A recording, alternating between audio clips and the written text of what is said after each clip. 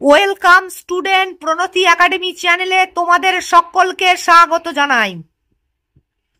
আজ আমি তোমাদের ক্লাস 12-এর সংস্কৃত রচনা বাংলায় মানে করে ব্যাখ্যা করব। এই রচনাটি 2025-এ ক্লাস 12-এর জন্য খুবই সাজেস্টিভ একটি রচনা।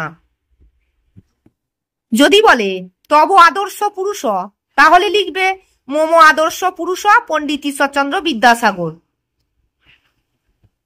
আর যদি বলে পার্টিকুলার রবীন্দ্রনাথ নিয়ে আসে, তাহলে রবীন্দ্রনাথ তো মুখস্থ করতেই হবে। আর যদি বলে তব আদর্শ পুরুষ, তাহলে তুমি যে কোনো একটা, নয় বিদ্যাসাগর নয় রবীন্দ্রনাথ, যে কোনো একটা করলেই হবে।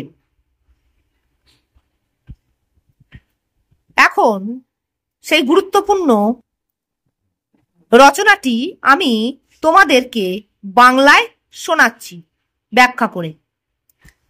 তোমরা স্কিপ না করে শেষ পর্যন্ত দেখবে। দেখো, রত্ন প্রসবিনী ইয়ং বঙ্গভূমি। আমাদের এই বঙ্গভূমি হলো রত্ন প্রসবিনী। কারণ কি জানো? এখানে রবীন্দ্রনাথ, বিদ্যাসাগর, নেতাজি সুভাষচন্দ্র, এরকম অনেক মহাপুরুষের আবির্ভাব ঘটেছিল। দেখো পরেই আছে, অত্র বহব বঙ্গ সন্তানা বিশ্ববরেণ্যা মহাপুরুষা আবির্ভূতা অভবন। এখানে বহু রত্ন সন্তান বিশ্ব সকলের বরণের জন্য, এই বরণের যোগ্য মহাপুরুষের আবির্ভূত হয়েছিল। তেসু ঈশ্বরচন্দ্র বিদ্যাসাগর আসিত অন্যতম। তাদের মধ্যে বিদ্যাসাগর ছিলেন অন্যতম। শিক্ষা বিস্তারস্য সমাজ সংস্কারস্য চ বিষয়ে তস্য নাম সর্বে প্রধান রূপে জানন্তি। শিক্ষা বিস্তারের ক্ষেত্রে, সমাজ সংস্কারের বিষয়ে তার নাম সকলেই জানে, প্রধান রূপে জানে।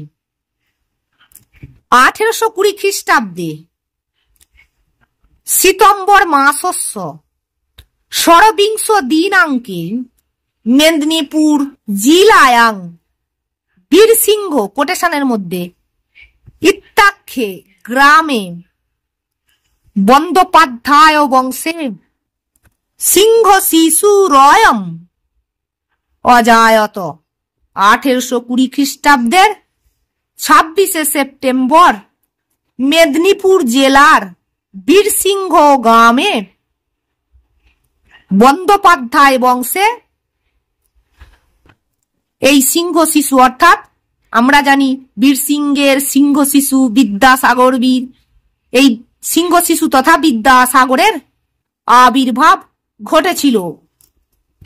ঠাকুরদাস বন্দ্যোপাধ্যায় আসিত তস্য পিতা। ঠাকুরদাস বন্দ্যোপাধ্যায় ছিলেন তাহার পিতা।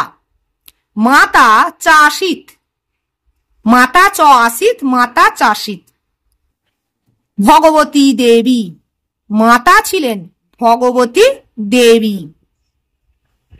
স অতীব দরিদ্রস্মিন পরিবারে অজায়ত। তিনি খুবই দরিদ্র পরিবারে জন্মেছিলেন। বিদ্যাসাগর সংস্কৃত মহাবিদ্যালয়স্য আদা দেব অধ্যাপক রূপেণ আত্মানং নিয়োজিতবান। বিদ্যাসাগর মহাশয় সংস্কৃত মহাবিদ্যালয়ের অধ্যাপক রূপে নিজেকে নিযুক্ত করেছিলেন। তদ্বিরচিতং সংস্কৃত উপক্রমণিকা তথা ব্যাকরণ কৌমুদী চেতি গ্রন্থদ্বয়ং সংস্কৃত শিক্ষার্থীনাং মহদুপকারং সাধয়তি। তার রচিত সংস্কৃত ব্যাকরণের উপক্রমণিকা আর ব্যাকরণ কৌমুদী এই গ্রন্থ দুটি সংস্কৃত শিক্ষার্থীদের খুব উপকার সাধন করে, অর্থাৎ খুবই উপকারে লাগে। বঙ্গীয় গদ্য সাহিত্যে অপি তস্যাবদানং তস্যযুক্ত অবদানং তস্যাবদানং দৃশ্যতে। বাংলা গদ্য সাহিত্যেও তাহার অবদান দেখা যায়। বর্ণ পরিচয়, কথামালা, বোধোদয়, বেতাল পঞ্চবিংশতি, সীতার বনবাস ইত্যাদয় একসঙ্গে কিন্তু এরকম দিয়ে লিখবে। গ্রন্থা বঙ্গভাষায়াং সমাদৃতম অস্তি, সমাদৃতম যুক্ত অস্তি, সমাদৃতম অস্তি। বর্ণ পরিচয়, কথামালা, বোধোদয়, বেতাল পঞ্চবিংশতি, সীতার বনবাস এই সকল গ্রন্থ বাংলা ভাষায় সমাদৃত হয়ে আছে। কার রচিত? বিদ্যাসাগরের রচিত। বিদ্যাসাগর আসিচ্চ দয়া সাগর অপি। বিদ্যাসাগর দয়ার সাগর রূপেও পরিচিত ছিলেন। সমাজ সংস্কারে অস্তি তস্যাবদানম, সমাজ সংস্কারের ক্ষেত্রেও তাহার অবদান অনস্বীকার্য। স বহুন অর্থান পরদুঃখ মোচনায় দত্তবান, তিনি বহু অর্থ অপরের দুঃখ মোচন করা মানে অপরের দুঃখ কষ্ট দূর করার জন্য দান করতেন। বিধবা বিবাহ বিষয়ে স অগ্রণীং ভূমিকাং লব্ধবান। বিধবা বিবাহ বিষয়ে তিনি প্রধান ভূমিকা নিতেন। শাস্ত্র নির্দিষ্টেন পথা, শাস্ত্র নির্দিষ্ট পথে স বিধবা বিবাহ বিধিং প্রবর্তয়ামাস। শাস্ত্র নির্দিষ্ট পথে তিনি বিধবা বিবাহের প্রবর্তন করেছিলেন। নিষ্ঠুরং কৌলিন্যং প্রথাং স নিষেধং কৃতবান। আমাদের সমাজে কৌলিন্য প্রথা ছিল, নিষ্ঠুর কৌলিন্য প্রথা, সেই নিষ্ঠুর কৌলিন্য প্রথার অবসান ঘটিয়েছিলেন তিনি।